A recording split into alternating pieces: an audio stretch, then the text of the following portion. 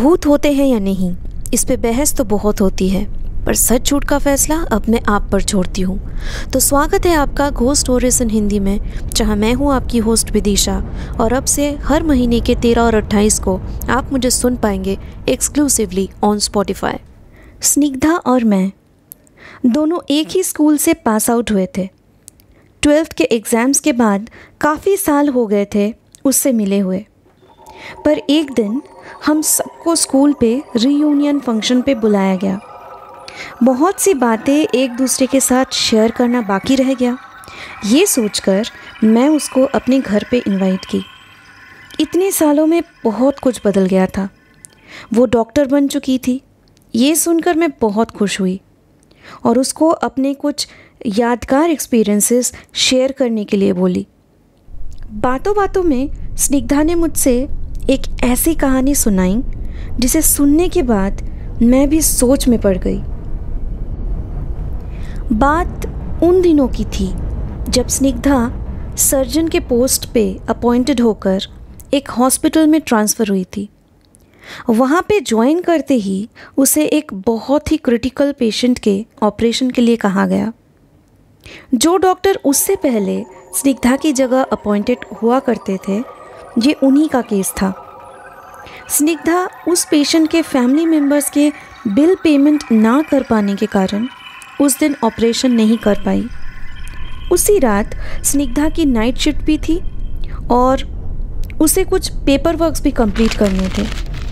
वो अपने केबिन में बैठकर वही काम कर रही थी।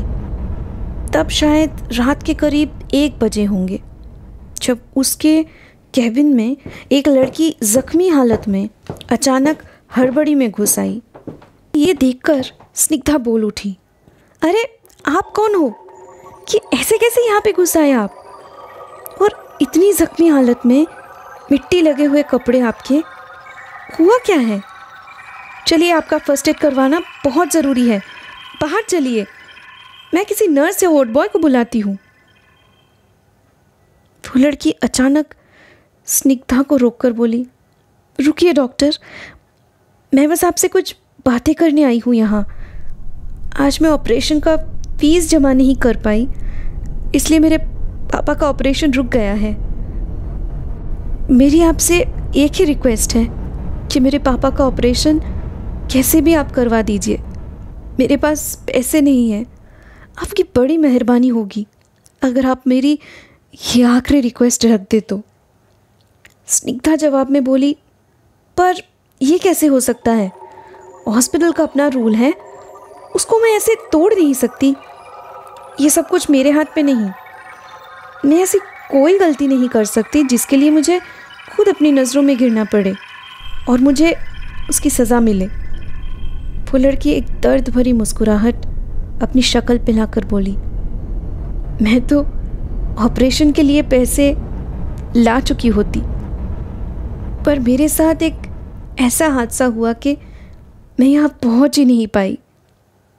इसलिए मैं आपके पास ये रिक्वेस्ट करने आई हूँ, बस आप ही हो जो मेरे पापा को बचा सकते हो। स्निग्धा ने कहा, ऐसा क्या हुआ है आपके साथ? बैठिए और बताइए मुझे, हो सकता है मैं आपकी कोई मदद कर पाऊँ। वो लड़की मायूस होकर बोली, अब मेरी मदद कोई नहीं कर सकता।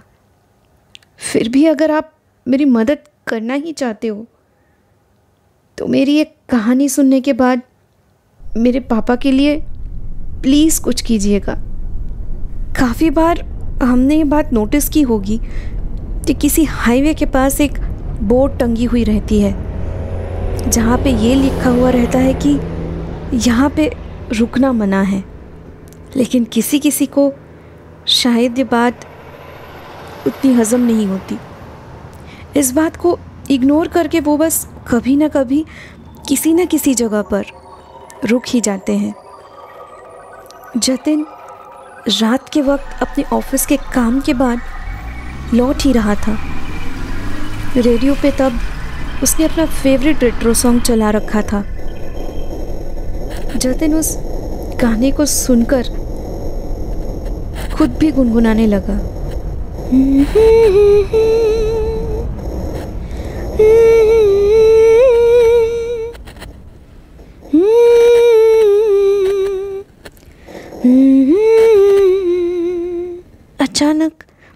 बीच हाईवे के पास उसे एक बहुत ही खूबसूरत लड़की दिखी जो शायद लिफ्ट के लिए इंतज़ार कर रही थी।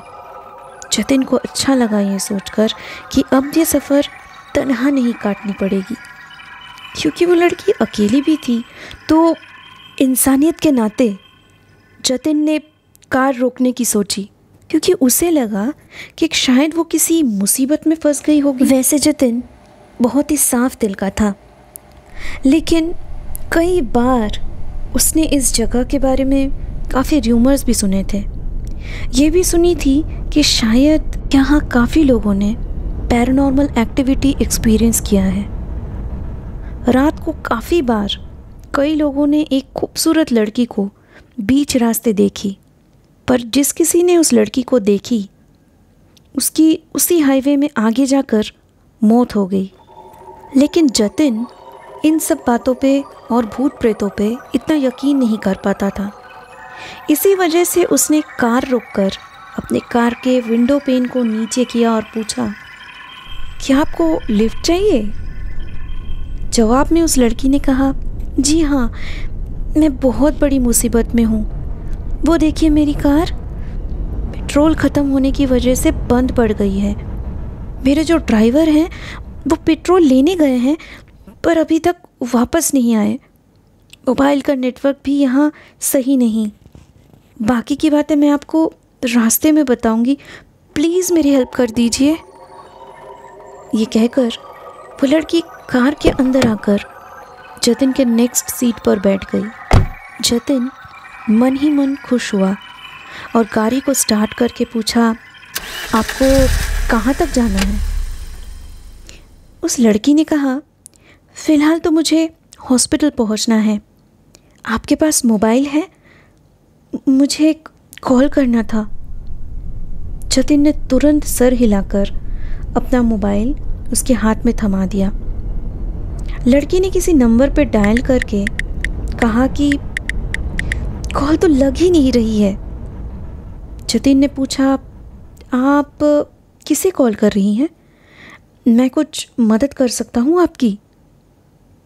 तो लड़की ने जवाब में कहा, नहीं नहीं, मैं थोड़ी देर बाद फिर कोशिश करती हूँ।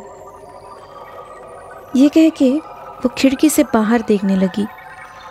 उसे बहुत परेशान होते हुए देख जतिन को लगा कि शायद मुझे उसे पूछ ही लेनी चाहिए कि आखिर बात क्या है, लेकिन उसके लिए शायद पहले एक दूसरे का नाम जानना ज़रूरी है। तो ये सोचकर जतिन ने कहा, क्या मैं आपका नाम जान सकता हूँ? लड़की ने कहा, जी, पूजा तिवारी। जतिन ये सुनकर अचानक से थोड़ा चौंक पड़ा, क्योंकि उसके ऑफिस के लोगों ने भी यही नाम का जिक्र किया उस कहानी को बयां करते हुए जो इस हाईवे के एक्सीडेंट से रिलेटेड है। जतिन के ऑफिस के कॉलीग्स का कहना था कि एक खूबसूरत सी लड़की हाईवे पे लेट नाइट लिफ्ट के लिए खड़ी हुई दिखती है। वहाँ से गुज़रते हुए लोगों को और जिस किसी को भी वो लड़की दिखती है, उनकी ही आगे जाकर मौत हो जाती है। जिस किसी ने भी उसको लिफ्ट देकर मदद की, उन्हीं की ऐसी मौत हो गई। काफ़ी लोग जो कार में बैठे हुए उस लड़की को देखते हुए भी अपना कार नहीं रोके, उनके ही यही बातें आगे जाकर र्यूमर्स बन गई। जतिन एक पल के लिए डर गया, पर अगले ही पल उसे लगा कि हो सकता है ये सब एक इत्तेफाक हो। यही सोचकर जतिन ने अपने आगे की बात छेड़ी।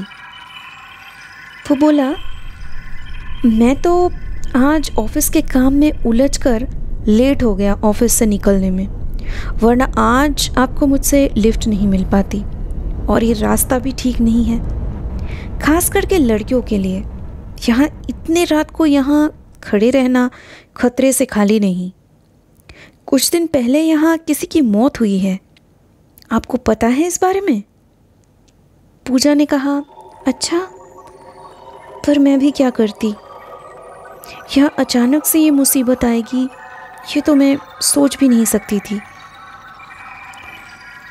अपने पापा को हॉस्पिटल पे देखने जा रही थी, पर मेरे कार की वजह से सब गड़बड़ हो गई। ऊपर से मेरा ड्राइवर पता नहीं कहाँ गायब हो गया।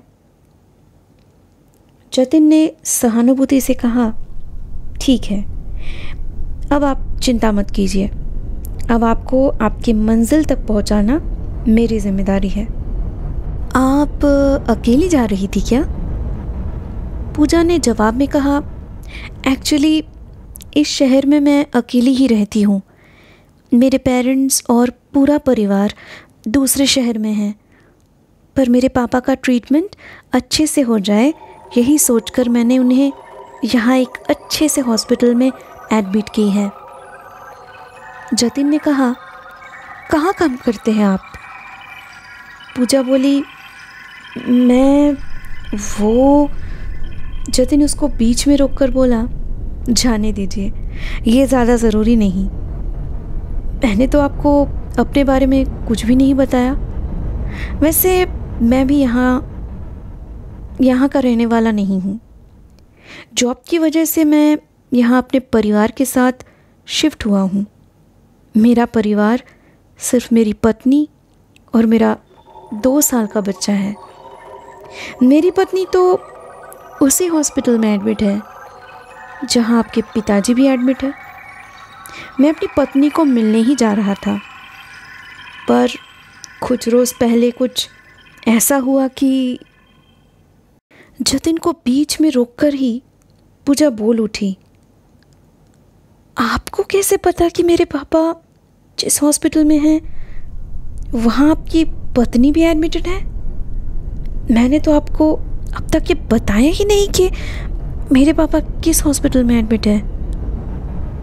जतिन मुस्कुराकर कहता है कि मुझे तो ये भी पता है कि आप एक लुटेरे गैंग की मेंबर हो। हर रात आप इसी तरह लिफ्ट मांगकर लोगों को बातों में उलझाकर अपने साथियों को उन्हीं लोगों के मोबाइल से कॉल करके बीच रास्ते उन्हें बुला लेती हो और फिर उन्हें मारकर उनका सारा सामान और पैसा लूटकर भाग जाती हो। इस बात से पूजा चौंक जाती है और डर के पूछती है, कौन हो आप? पुलिस? देखिए, मैंने जो भी कुछ किया वो मजबूरी में किया। अपनी पापा की बीमारी, उसका खर्च उठाने के लिए मेरी नौकरी की सैलरी काफ़ी नहीं थे। मैंने अपने 2 दोस्तों के साथ ये प्लान बनाया। मैं आपको सब कुछ बता दूंगी अपने साथियों के बारे में। बस मुझे जाने दीजिए। मैं आपके सामने हाथ जोड़ती हूँ। मेरे परिवार की पूरी इज्जत डूब जाएगी। प्लीज़ मुझे जाने दीजिए। मेरे सिवा मेरे पापा को देखने वाला कोई और है ही नहीं। जतिन जोर जोर से हंसने लगा और कहा,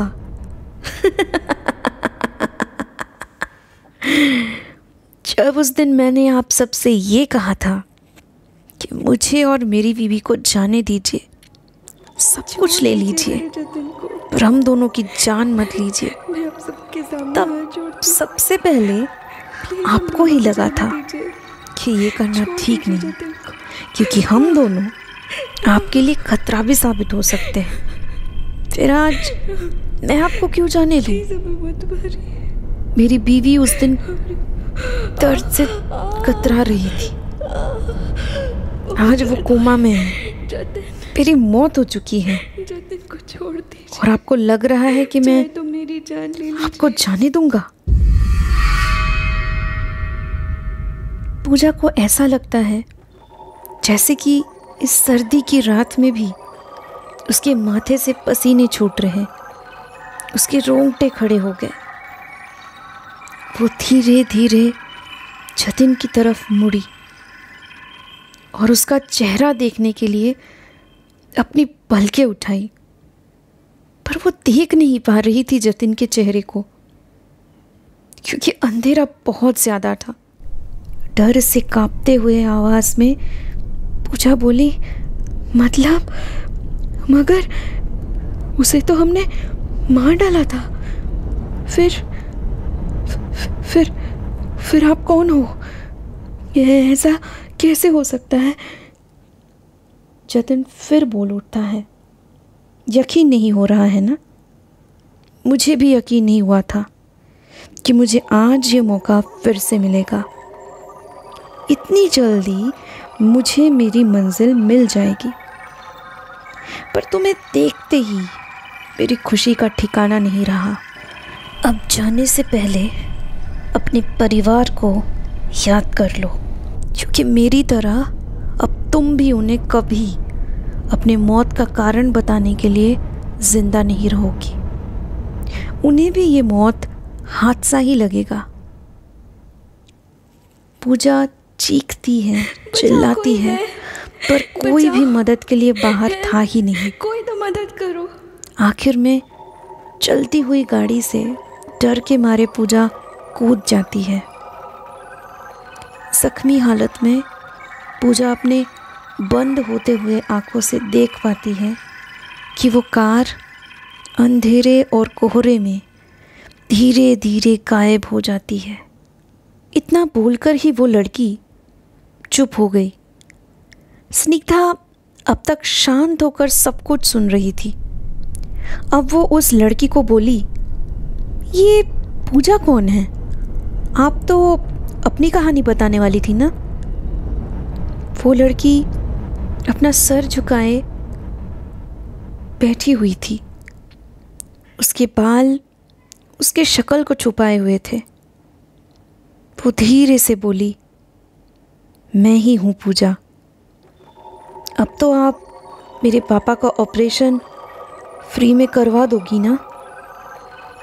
स्निग्धा उठकर दरवाजे के बाहर जाकर वार्ड बॉय को बुलाकर लाई, पर जब वो वहाँ वापस आई तो वहाँ पर कोई नहीं था। स्निग्धा ने आगे मुझसे ये कहा कि उसने बाद में पूजा के पापा का ऑपरेशन फ्री में करवा दिया था, क्योंकि उसे कहीं ना कहीं ये लगा था कि पूजा को उसकी गलती के लिए सज़ा मिल चुकी थी। कहा जाता है कि उस हाईवे में आज भी जतिन की तलाश जारी है जहाँ की ये घटना है। और अगर आप रात के 11:30 बजे अपने कार में ड्राइविंग करते हुए उस हाईवे से गुजरे, आपको भी शायद सफ़ेद रंग की कार जो जतिन का था वो दिख जाए। पर शायद ये सब करना आपको नुकसान भी पहुंचा सकता है, क्योंकि जतिन का अंजाम बहुत दर्दनाक था और हम ऐसी आत्माओं को परेशान ना ही करें तो बेहतर रहेगा। पर एक मशवरा मैं ज़रूर देना चाहूँगी कि आगे से किसी भी रोड पे या हाईवे पे ये नोटिस बोर्ड आपको टंगी हुई दिखे कि यहाँ रुकना मना है, तो प्लीज़ अपने परिवार के बारे में सोचकर, अपनी सेफ्टी के बारे में सोचकर फिर ही गाड़ी रोकने की सोचिएगा। ये थी आज की पैरानॉर्मल कहानी। आई होप आपको ये पसंद आई होगी। आज एक घोस्ट स्टोरीज़ इन हिंदी को स्पॉटिफाई पे फॉलो करें, जहां मैं आपके लिए लाऊंगी ऐसी कहानियां जो आपके डर के परिभाषा को बदल के रख देगी।